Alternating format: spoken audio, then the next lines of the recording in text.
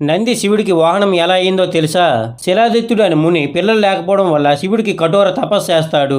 అలా చాలా కాలం తపస్సు చేయడంతో శివుడు ప్రసన్నుడై నీకు కొన్ని రోజుల్లో ఒక బాలుడు దొరుకుతాడని చెప్తాడు. చెప్పినట్లుగా ఒక రోజు భూమి దున్నుతుండగా ఒక బాలుడు దొరుకుతాడు.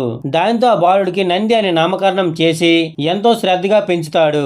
ఒక రోజు శిలాదిత్యుడి ఆశ్రమానికి వర్ణమిత్ర దేవతలు వస్తారు. వాళ్ళు నందిని చూసి మీ అబ్బాయికి దీర్ఘాయుసు లేదు, త్వరలోనే చనిపోతాడని చెప్తారు. ఈ విషయం విన్నాక శిలాదిత్యుడు బాధపడుతూ ఉంటాడు. దాంతో నంది ఆయుష్ కోసం శివుడికి తపస్సు చేయడం మొదలు పెడతాడు. శివుడు ప్రత్యక్షమై ఏం వరం కావాలో కోరుకోమంటే శివుడిని చూసిన పరవశంలో దీర్ఘ ఆయుష్కు బదులుగా ఎప్పటికీ నీతో ఉండిపోయేలా దీవించమని కోరుతాడు. సరే, ఇప్పుడు నా వాహనమైన ఎద్దు నాతో లేదు కాబట్టి నా వాహనంగా ఉంటావా? అలా అయితే నా గణాలన్నిటికీ అధిపతిగా కూడా ఉండొచ్చు. దాంతో నంది ఎంతో సంతోషంతో సరే అంటాడు.